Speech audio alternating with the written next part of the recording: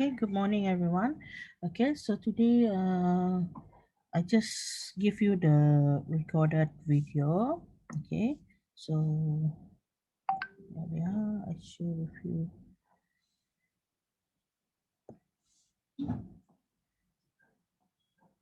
Okay, so today we are going to learn, our learning standard will be investigate and make generalization about the effect of changing the value of A, B, and C on graph of quadratic function, this one.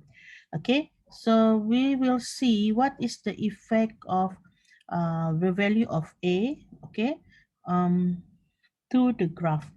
Okay, so for A, actually this one, I already show you the geograph, if I'm not mistaken, from last week. Okay, so what is the effect of A, okay, to the shape of the graph? Okay, so if we see from last week, the effect of A to the graph, okay, you see, the smaller the value of A, okay, the wider the graph is. Okay, meanwhile, okay, this is for if our A is equal to um, A, sorry, if this one is if our graph is smiling face, huh? Okay, so the smaller the value of uh, the smaller the value of A, the wider the graph is. For example, if you see here, it is A equal to 0.8 and A equal to 3.2. So if you see the difference here, this is more narrow. Okay, meanwhile, this is wider. Okay, so if you see here, in general, we can say that, okay, the value of A in function G, okay, actually bigger than, okay, bigger than um, the value of A for A1. Okay, so A1 is actually smaller than A2. Okay, for this one also A1, okay, so your A1 is smaller than your A2. Okay, so the value of A determines the shape of the graph. Okay, so the second one is the value of B. The value of B will determine the position of axis of symmetry. Okay, so if you see now, if our B is greater than 0, then our axis of symmetry will be at the negative side. This is for A greater than 0. Okay, so the second situation, if our B is less than 0, then our axis of symmetry will be at the positive side. And, okay, for B equal to 0, then our axis of symmetry will be the same. Uh, I mean, the axis of symmetry will be at y-axis. Okay. Um, if our A is less than 0, okay, less than 0 means that our shape of the shape of the graph is set face. So if set face, if your B is greater than 0, then your axis of symmetry will be at your positive side. Okay, meanwhile, if your B is less than 0, your axis of symmetry will be at the left side. Okay, if B equal to 0, it is still at the center. The axis of symmetry will be at y axis.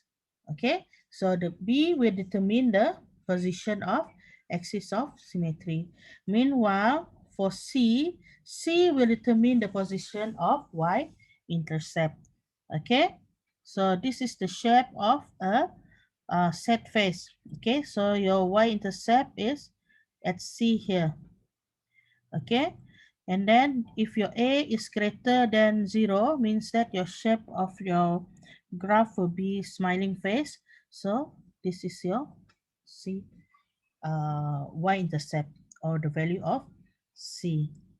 Okay, Okay, so let's look here. The example 2. Okay, quadratic function, okay, x squared minus 3x plus c passes through a point A given below. Calculate the value of c for each of the following cases. Okay, so now, okay, the point A0 lies at y-axis.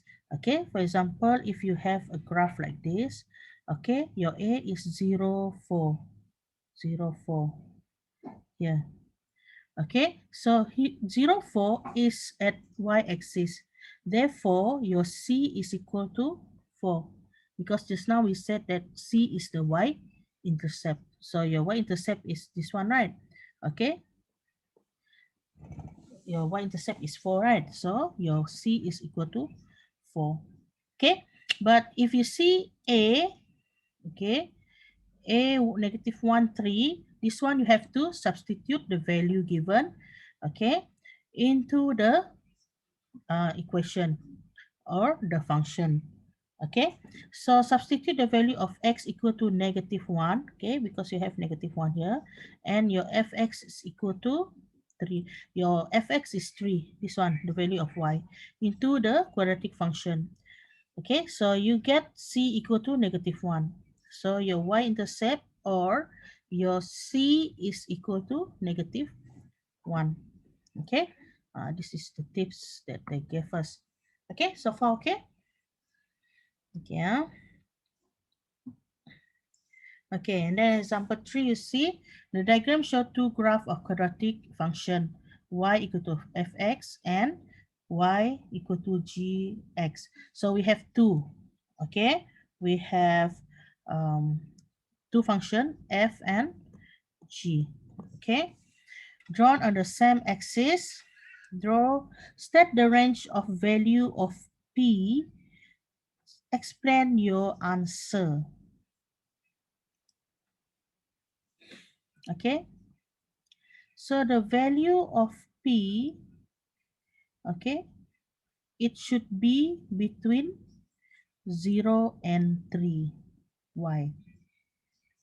Okay, why should it be between p is greater than 0 and p is less than 3? Why? Okay, why? Because since the curve of the graph g is wider, therefore p should be less than 3. Okay, remember we said that the smaller the value of a, okay, the smaller the value of a, the wider the graph is.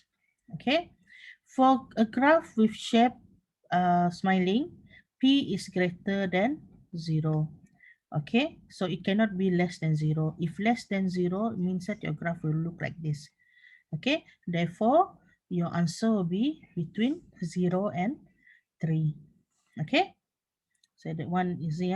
Okay, so maybe later, okay, when you go back, okay, you can do question 2 and 3. Okay, so I think tomorrow we have another class. Let me check first. Okay, so tomorrow we have another class.